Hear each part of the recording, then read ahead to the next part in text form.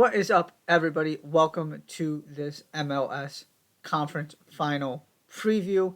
Haven't been able to talk too much about the playoffs with everything else going on in Europe, so I wanted to take some time now that we're at the semifinals to give some thoughts on the four teams remaining, preview these matchups a little bit, and kind of talk about how we got to where we are.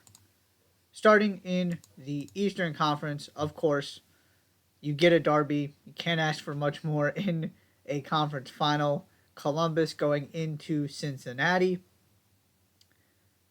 On the Columbus side of this, the formula here is not overly complicated. They have to be able to play this game on their terms. They have to be able to dictate the tempo, and it all starts with that midfield. It is the core of this team. Yes, they have the stars up front in Diego Rossi and Cucho Hernandez, but this is about Darlington Nagbe. This is about Aiden Morris, and the ability of this team to keep this game under control, and also to make sure that there is some tempo to this game, and that it doesn't get bogged down, because if they can't play the way they want to, if they can't express themselves, I'll take Cincinnati every single day of the week. And the interesting part of this from a matchup standpoint is if Obina Nwobodo can't play or is limited in his impact, there is a huge opportunity here for Columbus to dominate the midfield and completely change the complexion of this game. Because what Cincinnati did really well against Philadelphia, you bring in some backup defenders, MLS veterans, the Elvis Powells, Ray Gattises of the world. They perform really well. You keep a clean sheet. Union weren't all that threatening. The goal had its controversy. I talked about that. Not going to get into it here. But it was a very good defensive performance. They figured out how to make it work with the players they had available. You don't have Matt Miazga for this game. Again, I'm not going to get into that. MLSPA put out a statement criticizing the suspension. You're going to need details to make a judgment one way or another. That's not the point of this video either. But you're without your MLS Defender of the Year. You might be without one of your other most important players, maybe your most, or at least second or third most important player in your kind of defensive anchor from a midfield standpoint. And also Santiago Arias is working his way back as well. So going to have to see what kind of role he and Nwobodo can play. But you need these guys to deliver again if the lineup looks something like it did against the Union. Because this is a whole different level of midfield you're facing. So to me, if I'm Cincinnati, if I'm Pat Noonan, the concern is not Cucho Hernandez and Diego Rossi. Because you have a Brandon Vasquez and Luciano Acosta to kind of combat that. The concern is if Columbus just possess the ball, keep the game under control, but also make sure that things are continuing to happen, that they have tempo, that it doesn't get bogged down and kind of turn ugly. That's where I really like Columbus's chances. And if you have a full-strength FC Cincinnati with all of these guys available, this feels very different. But because those guys aren't available and because of what Columbus can do, to me this very much feels like the favorite walking into the underdog. And I know that's disrespectful to Cincinnati. I'm not actually saying that's the case. But from a talent standpoint, I would argue the 11 players that Columbus are going to put on the field are better than Cincinnati's 11. Not at full strength, but in this game. And so the absences and the uncertainty with what Cincinnati's going to have available really does skew the way I look at this game. I picked Columbus to win MLS Cup before the playoffs started. I'm going to stick with that prediction here. I don't feel great about it. I would feel very confident if this was the other way around and this game was in Columbus. But that's why you play the regular season. That's why the regular season matters. Cincinnati, not at full strength, but they still have that home field advantage. It plays a huge role. It's obviously a very difficult place to play. So I am sticking with my MLS Cup prediction from the beginning of the playoffs, but this should be fantastic, and you just never are going to bet against Cincinnati at home. Like I said, to me, this is about the midfield and the way this game is played. I don't think it needs to be more complicated than which coach feels like their team was able to do what they want. And the interesting thing is, they both might be able to say yes, because Cincinnati doesn't need the ball, and Columbus wants the ball more than any other team in this league. So if you get to a situation where Columbus creates some chances and have 55-60% of the possession, but FC Cincinnati is dangerous on the counter, and this is a Columbus defense that is vulnerable, to me, if it's kind of a tie, the edge goes to Cincinnati. Columbus have to perform better, execute at a higher level, dictate the terms of the game, and not let Cincinnati do what they want to in order to win this game. They can do it. The question is whether they will actually be able to. They are capable.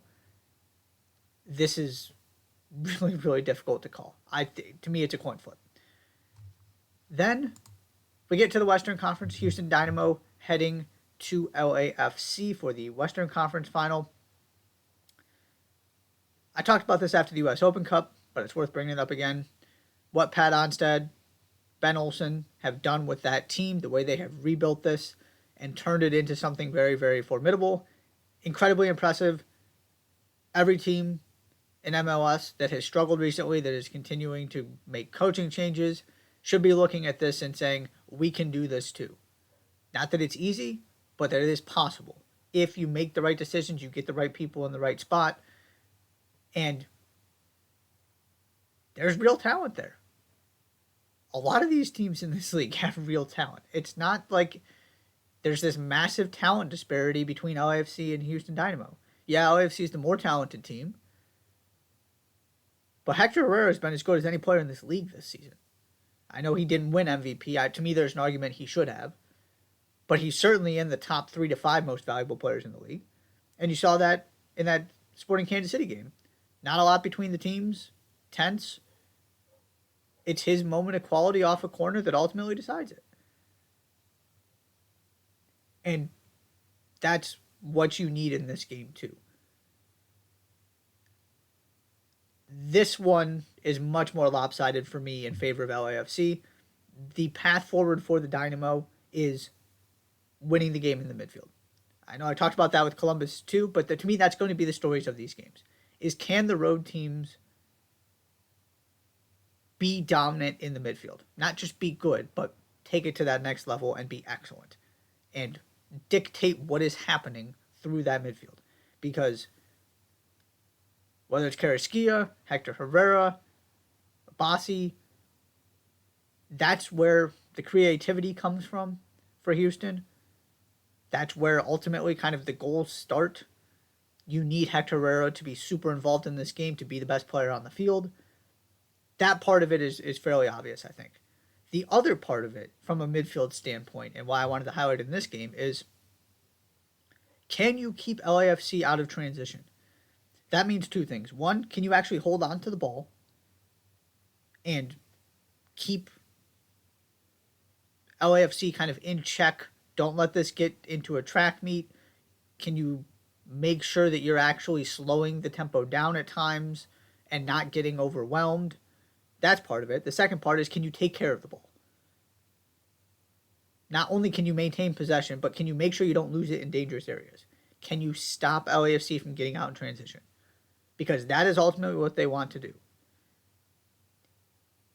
Houston's problem might have a possession edge. What do they do with it?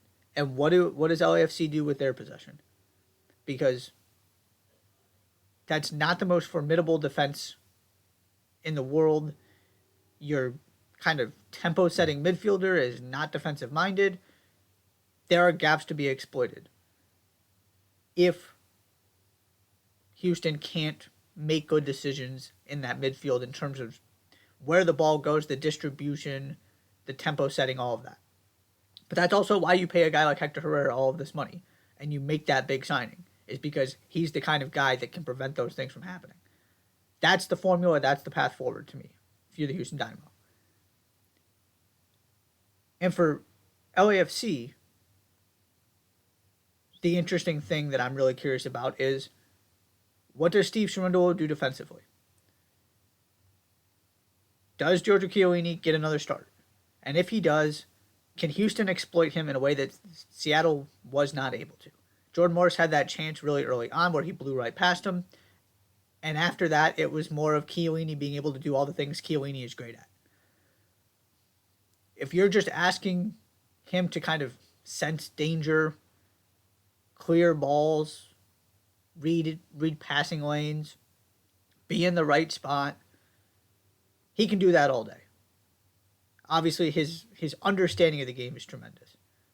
What he can't do is cover ground quickly.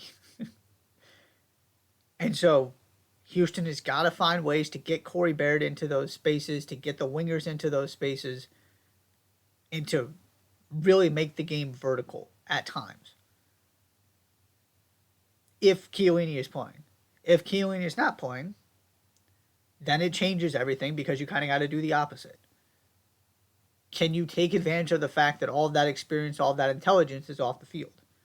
Can Corey Baird drop and put people in uncomfortable positions and combine those things he's quite good at as part of what has gotten him the starting job on this team? There is a huge risk-reward thing with Chiellini because you know where the weaknesses are and you know what the strengths are and you know how dramatic both of those ends of the spectrum are. And so that's the big thing for LAFC is does Cherundolo go with Chiellini again, and does it ultimately end up being a positive or a negative? These are two really good teams. Those little things can decide this game. Houston is as capable of winning this to me as just about any team in the Western Conference. They have been that good this season. They're kind of malleable and flexible, which also makes them dangerous. They can kind of adapt to what they need to do. Ultimately, though, give me Columbus, give me LAFC. I just think it's one step too far for the Dynamo, with LAFC playing pretty well right now, getting this one at home. So that's my prediction. Columbus and LAFC, which would mean Columbus is hosting MLS Cup. But I don't see either of these as super, super lopsided. The Eastern Conference to me is a coin flip, as I said earlier. I'll give LAFC more in the 60 to 70% chance to win. But you have 4 teams left that belong here. And that's a really good thing for this league and just the way the playoffs have gone generally. There haven't been a lot of really bad breaks in terms of which teams perform better on the day. You can say the Union got really unlucky with the call. It's not like the Union were definitively the better team by any stretch of the imagination. Sporting Kansas City was better than St. Louis City, and they beat them a second time just to prove it. You know, I do think Houston was the better in that first round matchup. I know it got pretty tight with RSL, but I thought they were better overall. They certainly were right there with Kansas City. Not too much between those teams, like I said earlier. LAFC maybe is the team that got a little bit, and Columbus certainly deserves to be here. You can't dispute what Cincinnati have done. They probably deserve to win that game, even with the questionable goal. LAFC were fortunate to get past the Sounders. That is the one thing I'll say. But they also have the players capable of those moments of quality that you trust more than Seattle's at this point. Ladero, Ruidiaz came into that game, didn't make much of an impact. Denny Bouanga got one chance, one goal, that's all LAFC needed. And Maxime Crepeau was phenomenal in goal. That's the other X factor here. Houston has got to create a bunch of chances or take advantage of the few they do create, because if you just create some decent chances and put 7 shots on goal, just look at Seattle. There's no guarantee you're getting a goal out of that. And so that's the other part of this is that, yeah, okay, maybe LAFC didn't totally deserve to be here based on that one game. But Seattle just didn't take their chances. And that's part of the story too. So these are the long kind of long way of getting to these are 4 of the 8 to 10 best teams in the league. Based on their entire body of work, and I would argue generally what they've done in the playoffs, these teams deserve to be here. You don't have some kind of upstart who snuck into the playoffs and all of a sudden got hot. These are just really, really good teams, which should make for really, really good conference finals and ultimately a very exciting MLS Cup. That is all for my conference final preview. Thank you so much for tuning in. Be sure to hit that subscribe button, and I will see you next time.